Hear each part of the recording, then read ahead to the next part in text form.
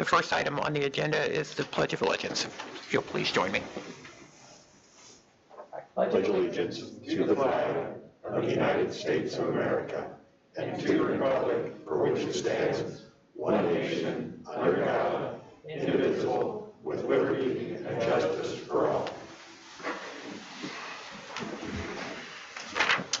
Okay. First item on the agenda or the next item is the approval of the minutes from the March 15th regular meeting.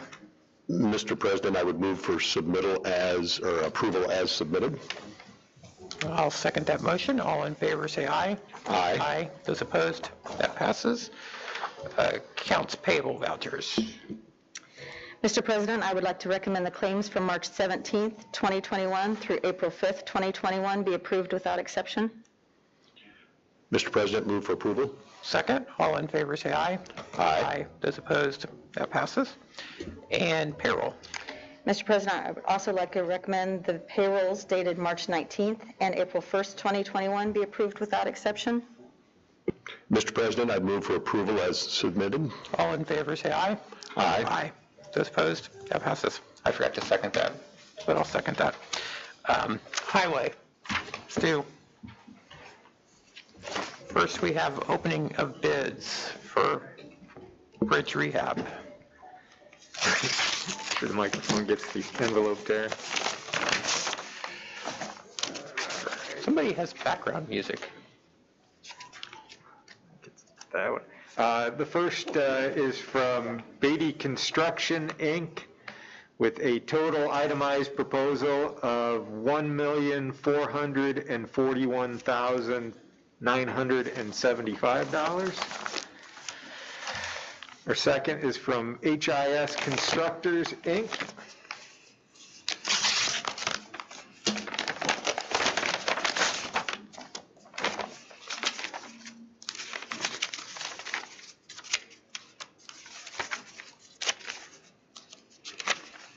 with a total itemized proposal of $1,537,098.13. Our next is from Pontum Contractors. Pontum? Pontem.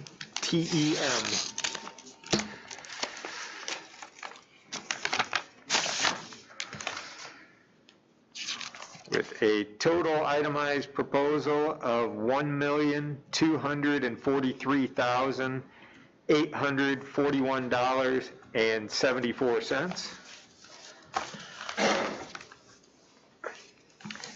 And our last last proposals from Milestone Contractors.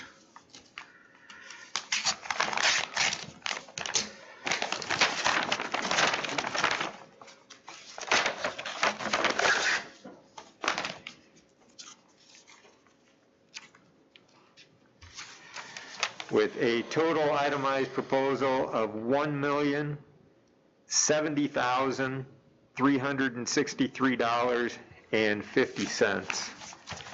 And I believe the intent is to review those and hopefully have a recommendation by the end of the meeting. Okay.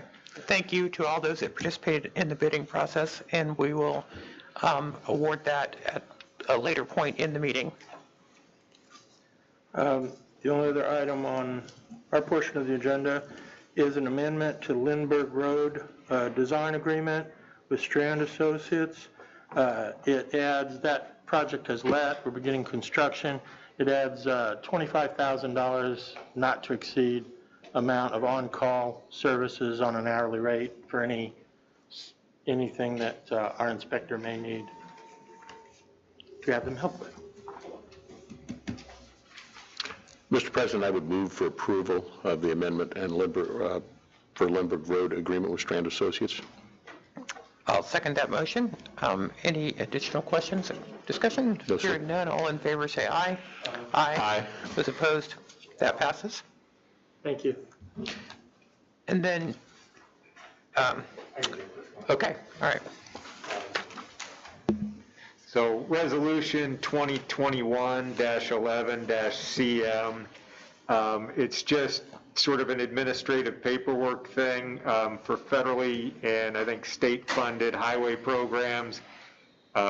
They've switched to an electronic signature system. And so this resolution is something you can have on file that will allow you to just have one person do their DocuSign process.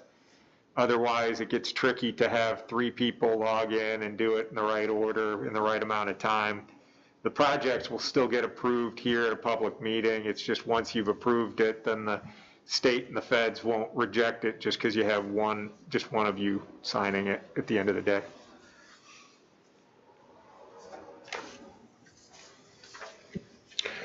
Mr. President, I would move that we adopt Resolution 2021-11-CM as outlined by council. Second. Any further discussion on that? Hearing none, all in favor say aye. Aye. Those opposed? That passes. Building Commission public hearing. Doug, I'll turn that back over to you. Sure. Yeah.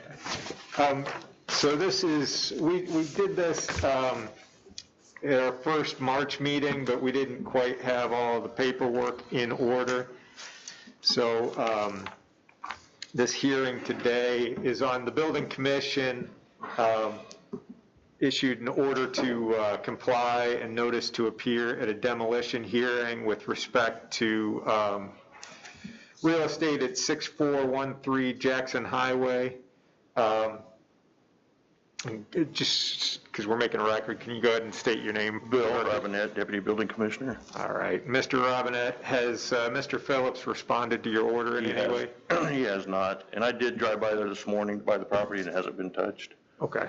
So I just wanted to confirm that. And so we're just going to have a bunch of paper here put into the record. Did you, this order to comply and notice to appear at demolition hearing, that's something you executed on March 3rd, 2021? That is correct. And you sent certified and regular mail to Mr. Phillips? That is correct. And we went through a bunch of documents at the last meeting, but just so we have them in the record, these complaint forms, these violation information sheets, these are all things that the Building Commission prepared in the course of examining this structure? Correct. Okay. And the pictures you submitted last time, does the property still look substantially the same as it Has did? it changed? Yes, nothing has changed. Okay. And if you could just summarize for the commissioners just what the problem is and what you need to have done there. We had a written complaint back in, I believe, June of last year. I've sent out multiple letters to the 2 different property owners. Mr. Phillips is the latest one, asking him to comply, getting the building torn down, cleaned up because it is an unsafe structure. There's trash or multiple trash around the building. And with he did come and get a demo permit back in November, I believe, of last year, but he hasn't done anything. Haven't heard from him since. So that's why we brought it to you guys to try to get a demolition permitted. Okay. And is Mr. Phillips here by chance? Mr. Phillips, is there anybody else here who would like to speak on the issue of the potential demolition at 6413 Jackson Highway? All right, I don't see any commissioners. Do you have any questions before I recommend an order? Well, it's pretty apparent that we've done absolutely everything we can and more to communicate to the newer owner, the newest owner, and it is disappointing that we've, while he has applied for a demolition permit, the work stopped there. So I think we're left with little choice at this time. Right. So with that, I'm going to do this a little like the drainage board. I'll try not to make it too long, but I think we need to kind of announce the order. So I'm going to recommend that you find that this matter has come before the Board of Commissioners on the order to comply and notice to appear dated March 3rd, 2021. Service of the order to comply was made pursuant to IC 3679-25 on the owner of the property, Michael Phillips. A hearing was conducted today at which the County of Tippecanoe appeared through William Robinette, Deputy Building Commissioner. Mr. Phillips did not appear. In conducting the hearing, the Board of Commissioners is taking notice of the unsafe building statute in the Tippecanoe County Code regarding unsafe buildings. Hearing on said order having been held, Commissioners now find that the property commonly known as 6413 Jackson Highway, and I've got the described legal description. The above property is owned by Mr. Phillips. Allegations in the order to comply are accurate, true, and correct. As of April 5th, 2021, statements contained in said order to comply are adopted as the findings of the Board of Commissioners and incorporated by reference. Respondent has failed to comply with the order to comply, requiring that the following actions be taken. A, vacate and demolish the structures. B, remove, salvage, along with trash, junk, vehicles, and other debris. It is therefore found that the cumulative effect on the code violations present on the property renders the property unsafe, substandard, or a danger to health and safety of the public. It's therefore ordered that the order to comply dated March 3rd, issued by the building commissioner, requiring demolition of the structures located at 6413 Jackson Highway is hereby affirmed. It's further ordered that pursuant to IC 367910B and conditional on this order not being subject to review, the building commissioner is, on or after April 15th, authorized and directed to demolish the unsafe structure and perform all other actions required by the March 3rd order, with such work being performed by the county or a contractor upon receipt of bids or quotes for the performance of such services as required by law, that the cost for said work be assessed as a judgment and lien against the respondent and the property. So I would recommend that you adopt that order. Mr. President, I would move that we adopt the order as presented by council. And I will second that. And do we need any further public opinion or public input? No, they had a chance to come up and talk. Okay. All right. We have a motion and a second. Any further discussion? Going from memory, we don't do that many of these, so there will be a lien on the property then, as you said, and any other way to potentially recoup those costs beyond that? I mean, we'd foreclose on the lien is what it amounts to. That's about it. So to answer your question, that's pretty much the enforcement mechanism. Okay, thank you. Okay. All in favor, say aye. Aye. Those opposed? Okay. That motion passes. And then just follow-up business, I would recommend reading these quotes we received on the demolition. And just a note that he's got 10 days to appeal that order, and so we wouldn't want to demolish it before then, but once we'll take these, and then the building commission can enter into an agreement to demolish it after April 15th. So we've got a quote from Cheeseman Inc. for $5,800 for the demolition, and an estimate from Poisel Construction Inc. for demolition in the amount of $3,800. And so is there any concern about the Poisel quote? No, none at all. I think you'll do a fine job. Okay, so since that's the lowest one, I would recommend that you accept the estimate of Poisel Construction and authorize the building commissioner to enter into a demolition agreement. So moved. And I will second that. And just to clarify, that will be on the 15th after the 10-day period. Correct. Yeah, so you want to wait. If he appeals, then we'll have to hold off and just work that out. But if he doesn't, then you can go on the property and do the demolition, and then we'll record that as a special lien. Okay. Any further discussion on that? No, sir. Hearing none, all in favor say aye. Aye. Those opposed? That passes. Thank you. Thank you. Appreciate it. All right, Kent, you have a recommendation for us.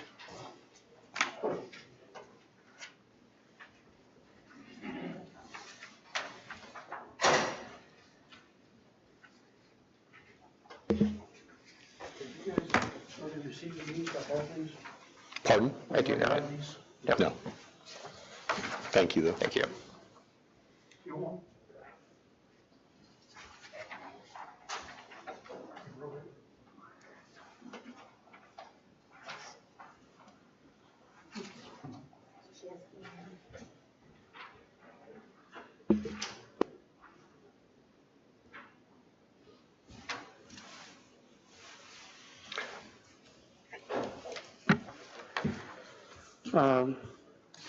After running through the RFP process, looking at all the various factors and going through our points process, and we're recommending Sharp Business Systems. Okay. And then, so you have requested then a contract for them, from them, for us to approve? Not Or yet. after this, you will? After this, we will start that. And then how long do we expect the term of that contract to be? 5 years. 5 years, okay. And is that something we think will be on the agenda for our next meeting? Or will it likely take longer to get that put together? It'll be my first contract, so depending on our county attorney and his lightning speed. Well, so I think the way it would go is that they would probably have a form of contract, and I might have some changes to make, so it'd just depend on, I assume they can get it to us pretty quickly.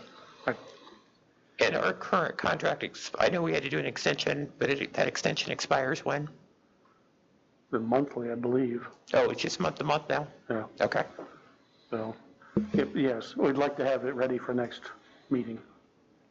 And then so the RFP process, you want to keep the other people's proposals confidential. Is there a top line cost that you can read into the record for Sharp? Do you know, is this an annual fee? Is it a 5-year? I don't have those numbers on me. Okay.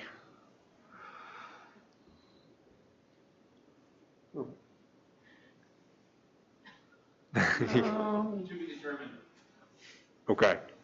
To be determined, according to Maxwell. All right. So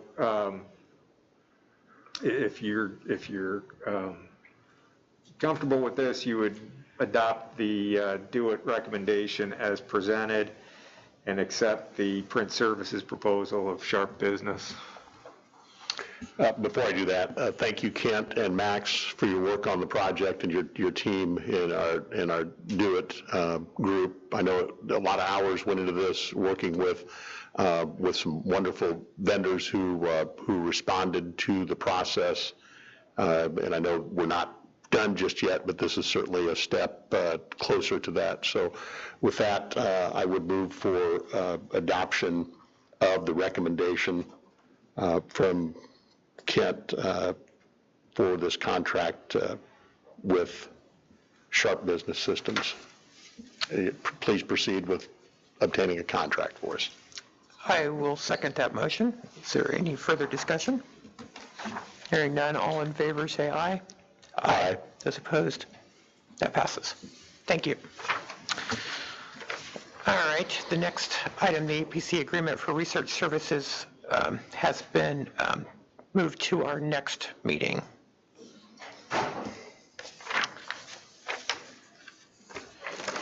And so grants, Sharon, you're up.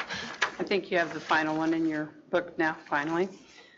Permission to apply for grants. The Health Department, with their Title V funding letter of intent to the Indiana Department of Health in the amount of $114,709 to support the FEMA director full-time and a part-time assistant to continue this project for another year.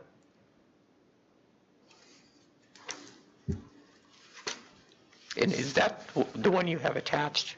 Or That's the explanation of the, yes, the documentation. It's a letter of intent that they have to apply for it. All right, so I guess I'm a little so does this need to be signed? Nope, Okay. not by you. Okay, all right. Not yet. Okay. Sorry, didn't mean to confuse you. Mr. President, I would move for approval that we give permission to apply for this grant as outlined by Sharon. I will second that. All in favor, say aye. Aye. Those opposed, that passes. The surveyor would like to ask for a $25,000 grant from Arconic Foundation to support the 2021 WOW program and the needed equipment and supplies for the successful program.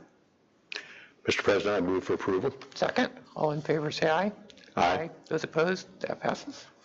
And hopefully, we're going to get a sheriff grant applied for, roughly $6,000 for the BJA FY21, the Kevin and Avenant program, reducing injury and death of missing individuals and dementia and developmental disabilities, like me, for support of the safety net program. And did you say 60 or 6,000? 60,000. 60,000. And what is BJA? Bureau of Justice Assistance. Okay. Mr. President, I move for approval. Second, all in favor, say aye. Aye. Those opposed, that passes. And then to accept grants, the Youth Services from the state of Indiana has received $80,000 for the 21-22 JDAI grant funding and $246,637 for the juvenile DOC. This is a 2-year contract from July 1st, 2020 to June 30th, 2022, and the JDAI funds will be utilized through the community engagement, teen court, after-school tutoring, teen brain programming, and the activity buses. The juvenile IDOC grant funds for home detention, day reporting, truancy mediation, evidence-based programs, and home-based therapy. Both grants will run from July 1st, 2021 through June 30th, 2022, and those are the contracts you have in there to sign, Tom. Okay, these are the two. Yes. Okay, perfect. Mr. President, I would move that we accept the grants for the juvenile DOC and the JDAI funds as outlined. Second, all in favor, say aye. Aye. Those opposed, that passes. The coroner has received a grant opportunity in support by funding from the Bureau of Justice Assistance as well as the Centers for Disease Control and Prevention as a result of their currently sharing data to supply the IDOH with reports on the Indiana violent death reporting systems cases. The department will receive $3,224 worth of equipment. No funds will go through the accounts, just equipment from the state on a specific list that they can choose from. Mr. President, I move that we grant permission to accept the funding as outlined from both the BJA and the CDC. Second, all in favor, say aye. Aye. Those opposed, that passes. And the final grant that we're going to accept today is from the Indiana Department of Health as well and the Center for Disease Control Prevention in the amount of $55,000 for the immunization grant. And Doug, I'll have a discussion with you about this afterwards. Mr. President, I move for approval as outlined. Second, all in favor, say aye. Aye. Those opposed, that passes. Thank you. Thank you. All right. Change orders. Looks like we have 5 from the fairgrounds. Make sure I gave you the right ones. Yeah, I don't think I did. Mr. President, for the fairgrounds, we have a change order for Shepler Construction Company in the amount of $40,985. That is to cover snow guards for the roofs at various roof units at the fairgrounds, and also to reinforce the canopies in area N, A, and D, and I would move for approval. Second, all in favor, say aye. Aye. Those opposed, that passes. We have another change order for Brand Electric for $1,295, and that's for an additional wire pole at the fairgrounds. I would move for approval. Second, all in favor, say aye. Aye. Those opposed, that passes. The third is for Mohops, and it's $4,373 to add 4 security cameras at the project, and with that, I'd move for approval. Second, all in favor, say aye. Aye. Those opposed, that passes. Have another Mohops change order for $12,360, and it is to replace door hardware, locking mechanisms, and door sweeps at the swine barn, so we have the same type of equipment at the entire facility. I'd move for approval. Second, all in favor, say aye. Aye. Those opposed, that passes. And the last for the fairgrounds project is Brand Electric, $2,225 to install wiring to an additional electrical box, and with that, I'd move for approval. Second, all in favor, say aye. Aye. Those opposed, that passes. Okay, we have one, which should be our final one, from the Tippecanoe County Courtroom Project, and it is a deduct in the amount of $8,990, which is just the leftover from the allowance. And I would move for approval. Second, all in favor, say aye. Aye. That passes. And then we have 5 from the Tippecanoe County Central offices. The first one for quality plumbing and heating in the amount of $5,154, and that's to add sanitary arterials to the catering area and to the janitorial area for clean-out drains, mop sink, and washing machine.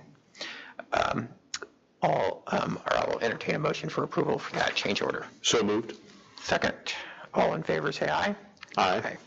Those opposed, that passes. The next is a deduct in the amount of $5,060 from Browning Day Mullings Deerdorf, which is the architectural firm. Their compensation was reduced due to a change that was made. I'll entertain a motion for approval. So moved. Second, all in favor, say aye. Aye. Aye. Those opposed, that passes. Quality heating and plumbing, we have a change order of $2,982 to install new isolation tiles to run to the areas that we're not completing at this point. So we're doing that up front, so we won't have to interrupt the offices that are going to be located there whenever that area might be built out. I'll entertain a motion for approval. So moved. Second. All in favor, say aye. Aye. Aye. All right, and the last 2 relate to putting walls around and a secure door around the refrigeration units for the vaccines that the health department will be storing at that facility.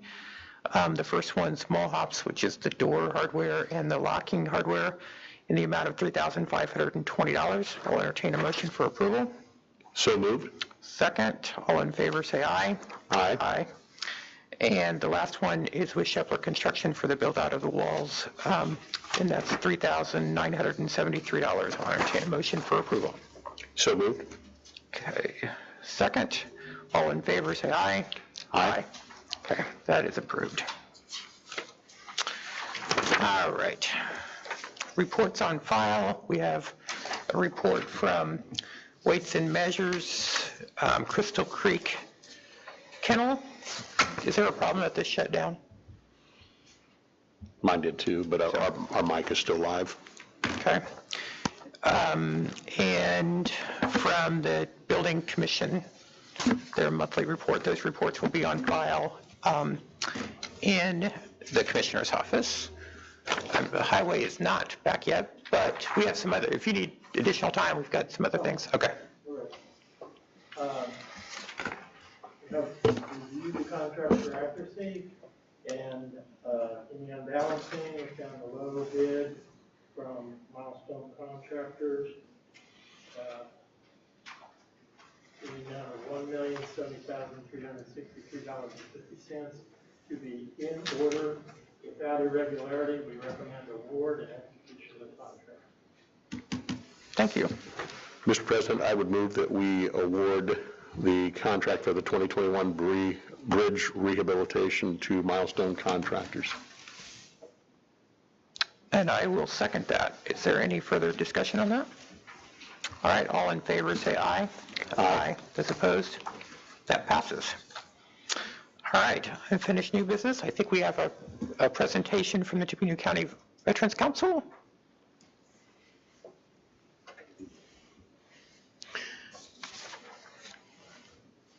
How are you today?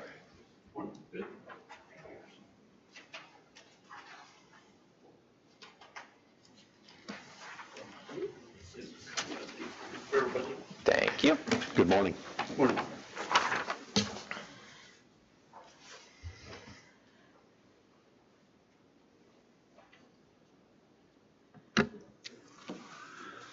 Based on a meeting I had with Mr. Murtaugh a couple weeks ago, we were looking for kind of an answer on where we could obtain additional funding to support our stand down that we do every year for our veterans that are homeless or at risk to homelessness and their families. And Tom informed me that you folks may have some money in your budget that could cover this cost, which is, if you read this proposal, is about $2,500 a year expenses that we put out. In 2020, we had 40 veterans, 6 of which were homeless, still remain homeless. The others, we had just recently were able to move into housing in the new Lafayette Transitional Housing Facility, so that kind of helps us. Our numbers have been stepping down. We've been doing this for about 17 years, doing these stand downs, trying to help our, our veterans. So we started at about 150 homeless our first year with 300 families. And as you can see, those numbers have drastically come down. The mayors have asked us over the years, how long will it take to end this program? And we said that the only guess we could come up with is if you end the war, all of our wars in Afghanistan and Iraq that are currently, we have people deployed, about 15 to 20 years after that, we think everybody would work through the system that could develop, various problems that could lead to homelessness or other issues. So I think another thing that you haven't really met the council before. We couldn't all make it today, but I listed on here, Dustin Hamaker is our president. He's with Post 11. Tim Cahoon, retired Air Force Colonel, is vice president. Gary Steinhardt, professor at Purdue, is our secretary. Jim Harris, our veteran service officer, is the treasurer. And Clem Schroll, who's here, and I we're trustees for the board. So I'm the past president. So I served for about 16 years as president of the council. And we have Jennifer Shook here, one of the executive directors of outreach for Lafayette Transitional Housing is here. In working with them, we were kind of forced when we had to give up our space at the fairgrounds where we used to do this in a hog barn every year. We started looking for ways that we can actually work with transitional housing, who are the focus for homelessness in our community. So we've worked out a program where they're going to take over this program, and then the council will support them in trying to help with funding and support, as we go through.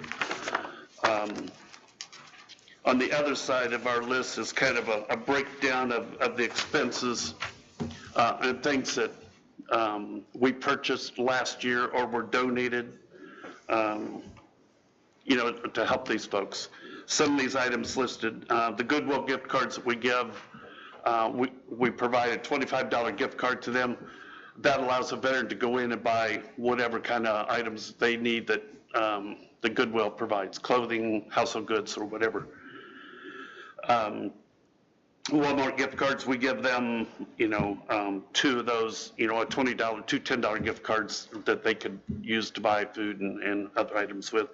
And then the other items are just the items that are listed that a homeless person needs, backpack to carry their items in, and their food, flashlights, can openers, and bus tokens. We try to provide some of those to help them get around. So, and like I said, the other items are just some of the food items that we provide. We were able to work with a nonprofit organization in Indianapolis to get MREs, which are meals ready to eat. Like if you've been in the military, you know what I'm talking about.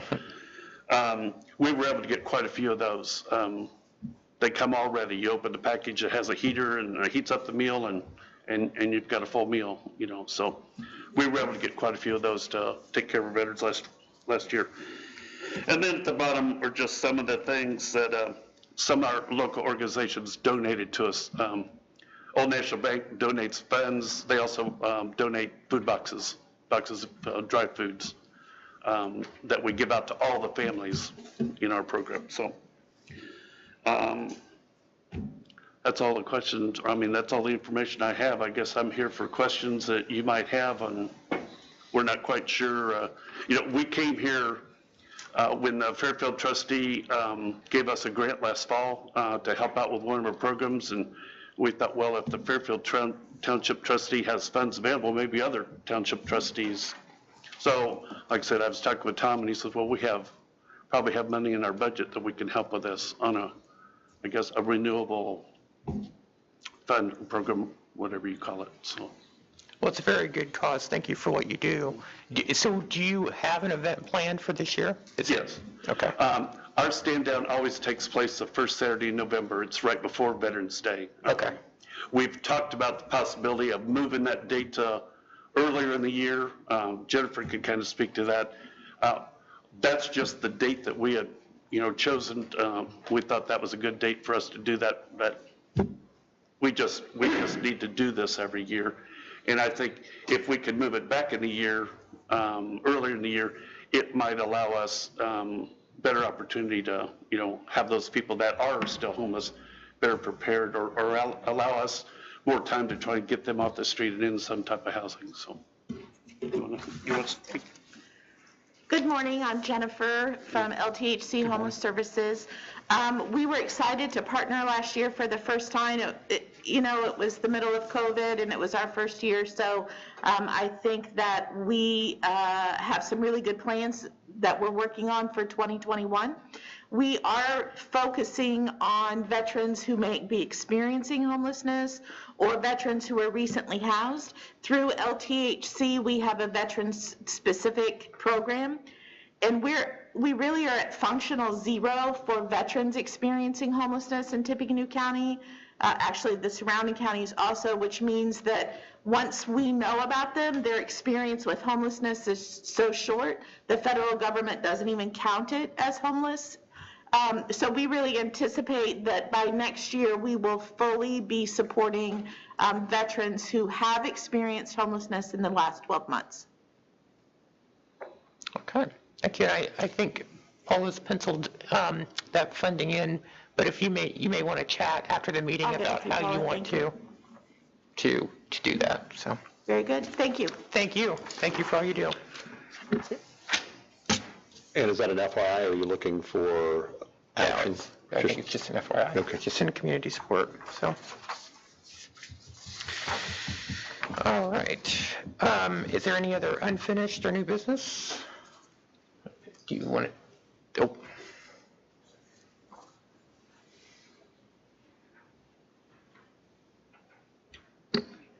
Good morning. Good morning. I'm Leslie Conwell with the Tippecanoe County Historical Association, and we wanted to personally thank you, the county commissioners, other elected officials, and certainly all the community officials that have been so helpful to us. We wanted to give you a bit of an update.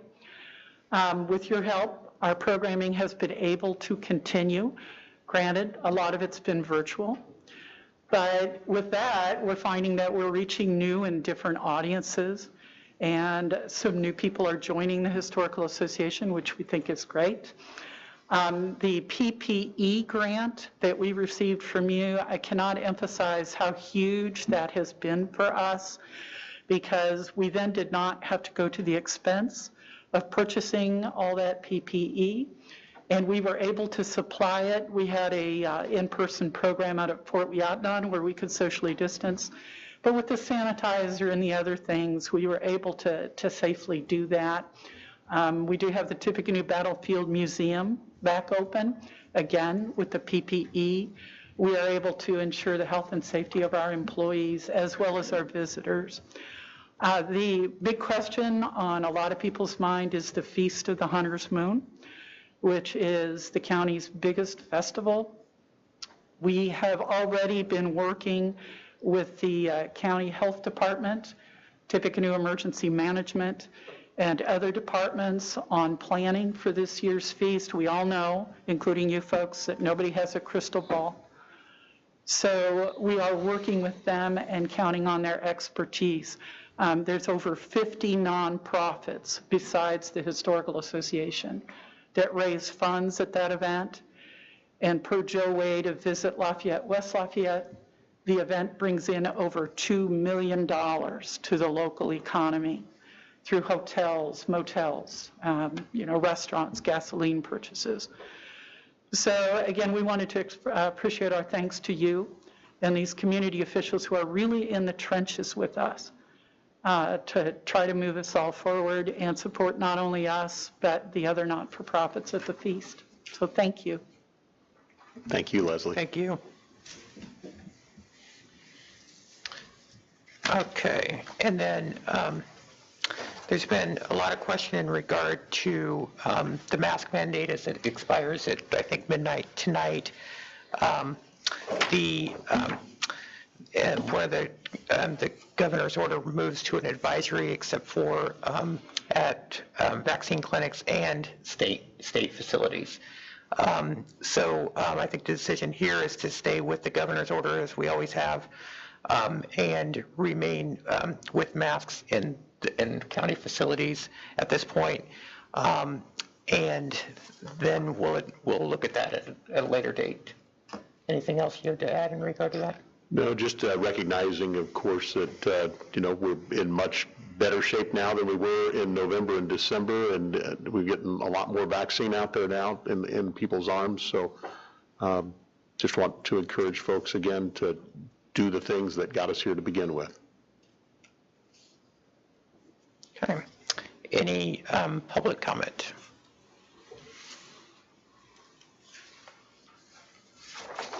Motion to adjourn. Okay, we're adjourned. Thank you, everyone.